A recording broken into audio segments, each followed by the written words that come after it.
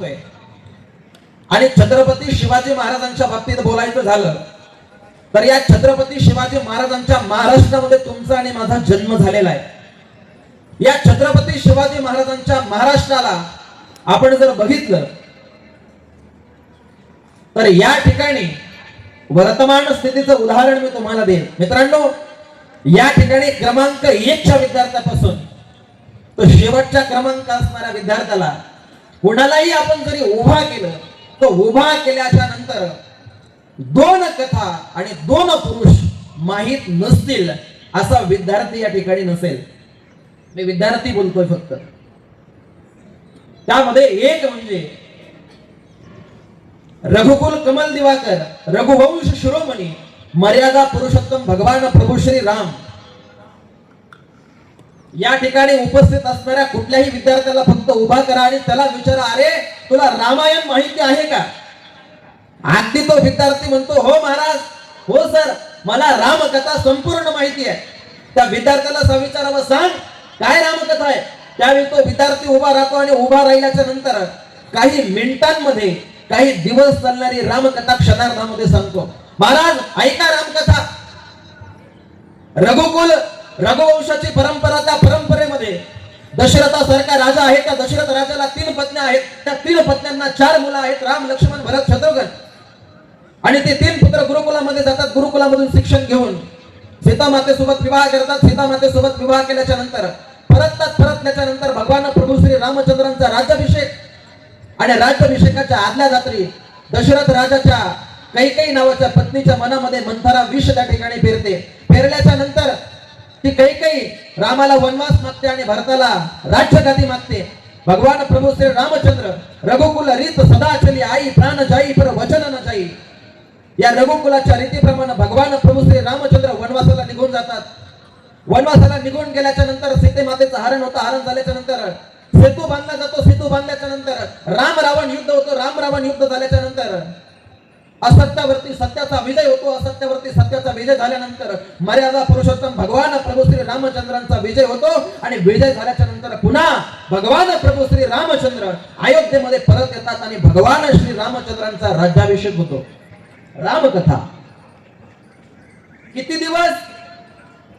जर महिनाभर जरी ही रामकथा सांगितली तरी सुद्धा एक विद्यार्थी अवघ्या काही 10 मिनिटांमध्ये ही रामकथा सांगतो. आणि त्यानंतर दुसरी कथा म्हणजे छत्रपती शिवाजी महाराजांची शिवकथा, शिवचरित्र कथा. आमचे गुरुवर्य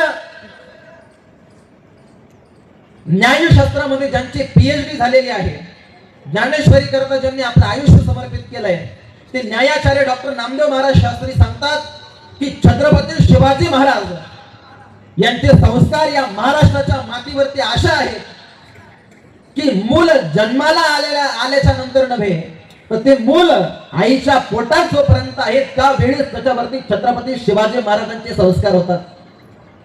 तुमच्या भाषेत सांगायचं झालं तर या ठिकाणी प्रत्येक विद्यार्थी उपस्थित आहे. कुठल्याही विद्यार्थ्याला विचारलं, अरे छत्रपती शिवाजी महाराजांचं शिवचरित्र सांग. ज्या पद्धतीनं विद्यार्थी रामकथा सांगतो त्याच पद्धतीनं तो विद्यार्थी उभा राहतो. उभा राहिल्याच्या नंतर छत्रपती शिवाजी महाराजांची गाथा, शिवचरित्र कथा आपल्याला सांगू लागतो. काय शिवचरित्र कथा? ऐका महाराज. शिवजन्मापूर्वीचा तो महाराष्ट्र अन्याय आणि अंधकारामध्ये पडलेला होता. पण त्या अन्याय आणि अंधकारामध्ये जिजाऊ रूपी ज्योत सदैव तेवत होती. आणि त्या जिजाऊ मातेच्या पोटी 19 फेब्रुवारी 1630 रोजी छत्रपती शिवाजी महाराजांचा जन्म झाला. जन्म झाल्याच्या नंतर छत्रपती शिवाजी महाराजांना आई साहेबांनी गोष्टी सांगितल्या, चला पुढे. गोष्टी सांगितल्याच्या नंतर छत्रपती शिवाजी महाराजांना अन्यायाच्या विरुद्ध लढण्याकरता शिकवलं. स्वतःचं अस्तित्व निर्माण करण्याकरता शिकवलं. पुढे छत्रपती शिवाजी महाराजांनी मावळे जमा केले. मावळे जमा केल्याच्या नंतर तोरणा किल्ला जिंकला. तोरण्यावरती आई भवानीचा आशीर्वाद घेतला. आई भवानीचा आशीर्वाद घेतल्याच्या नंतर छत्रपती शिवाजी महाराजांनी मावळे एकत्र केले. मावळे एकत्र केल्याच्या नंतर तानाजी मालुसरेंनी कोंढाणा जिंकला. बाजी प्रभू देशपांडेंनी त्या ठिकाणी पावनखिंड लढवली. आणि अशा प्रकारे छत्रपती शिवाजी महाराजांनी रायगड किल्ला बांधला. रायगड किल्ला बांधल्याच्या नंतर छत्रपती शिवाजी महाराजांनी त्या रायगड किल्ल्यावरती राज्याभिषेक छत्रपती शिवाजी महाराजांचा झाला. सांगितलेले उद्घोष आणि सांगितलेले वाक्य या ठिकाणी एकाही विद्यार्थ्याला माहित नसावे असा विद्यार्थी या ठिकाणी नसावा. मला सांगण्याचं तात्पर्य फक्त इतकं आहे की छत्रपती शिवाजी महाराजांची कथा, छत्रपती शिवाजी महाराजांचं शिवचरित्र या ठिकाणी कोणत्याही पोराला उभा करून जरी विचारलं तर काही मिनिटांमध्ये छत्रपती शिवाजी महाराजांच्या जन्मापासून तर छत्रपती शिवाजी महाराजांच्या निर्णापर्यंत तो विद्यार्थी त्या ठिकाणी छत्रपती शिवाजी महाराजांचं चरित्र सांगतो. प्राचार्य साहेब, खर तर विचार करण्यासारखी गोष्ट आहे की छत्रपती शिवाजी महाराज हे असं कर्तृत्व होतं की ज्या छत्रपती शिवाजी महाराजांचं की ज्या छत्रपती शिवाजी महाराजांना जाऊन आज 350 वर्षापेक्षा सुद्धा जास्त वर्ष त्या ठिकाणी पूर्ण होत आहेत.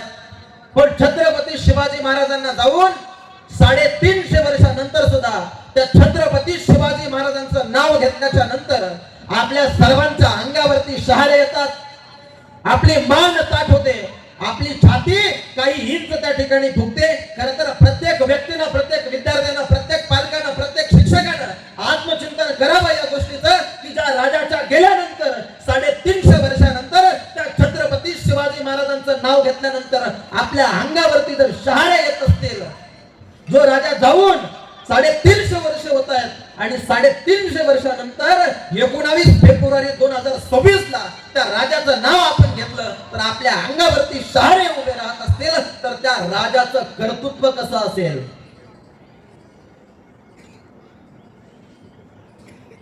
विचार करण्यासारखी गोष्ट आहे. आपल्या घरातलं साधं उदाहरण आपल्या सर्वांसमोर असेल. विद्यार्थ्यांनो, मला सांगा की छत्रपती शिवाजी महाराजांना जाऊन 350 वर्षांपेक्षा सुद्धा जास्त कालावधी त्या ठिकाणी पार पडतोय, पण तरी सुद्धा छत्रपती शिवाजी महाराज आपल्याला ज्ञात आहे. याच्या उलट कालेकर साहेब, आपण जर आत्मचिंतन केलं तर छत्रपती शिवाजी महाराजांना जाऊन 350 होत आहेत तरी नाव लक्षात आहे. पण याच्या उलट आपण आत्मचिंतन करा. प्राचार्य साहेब, एक गोष्ट मी या ठिकाणी सांगेल. सुदैवानं आपल्या आजोबापर्यंतची वंशावळ आपल्या सर्वांच्या लक्षात आहे, पण आजोबाच्या नंतर आपले पंजोबा असतात, पंजोबाच्या नंतर खापर पंजोबा, खापर पंजोबाच्या नंतर अपर पंजोबा वगैरे वगैरे वगैरे. आता मला एक गोष्ट सांगा, छत्रपती शिवाजी महाराजांना जाऊन 350 वर्ष होत आहेत तरी सुद्धा छत्रपती शिवाजी महाराजांचं नाव आपल्यापर्यंत आहे, पण आपल्या आजोबा पंजोबाला जाऊन 200 वर्ष होत आहेत. मला सांगा, आपल्याला आपल्या आजोबा आणि पंजोबांचं नाव माहिती आहे का? इथं तुमचं सोडा, मला सुद्धा माझ्या पंजोबाचं नाव सांगता येणार नाही. परंतु विचार करण्यासारखी गोष्ट आहे की ज्या छत्रपती शिवाजी महाराजांना 350 वर्ष जाऊन झाली तरी सुद्धा छत्रपती शिवाजी महाराजांचं नाव आपण या ठिकाणी घेतो. का घेतो? कारण या छत्रपती शिवाजी महाराजांनी स्वतःचं अस्तित्वच कसं निर्माण केलं, स्वतःचं कर्तृत्व कसं घडवलं, परिणाम स्वरूप आपल्याला आज सुद्धा छत्रपती शिवाजी महाराजांचं नाव त्या ठिकाणी घ्यावं लागतंय. आणि छत्रपती शिवाजी महाराजांच्या शिवचरित्राच्या संदर्भात आपण अनेक व्याख्यानं ऐकली असतील, पण माझ्या व्याख्यानातून छत्रपती शिवाजी महाराज समजून घेत असताना प्रमुख हायलाइट मुद्दा म्हणजे छत्रपती शिवाजी महाराजांचा संघर्ष तुम्ही लक्षात घ्या. खर तर छत्रपती शिवाजी महाराजांना प्रतिकूल परिस्थिती त्या ठिकाणी होती की ज्या पद्धतीनं एखाद्या अंधारामध्ये एक छोटासा प्रकाश किरण असावा आणि त्या प्रकाश किरणावरून त्या अंधारामध्ये संपूर्ण प्रकाशमय करावा आणि तो अंधार नष्ट करावा, अशी गाथा छत्रपती शिवाजी महाराजांची आहे. खर तर संकट इतकी होती की त्या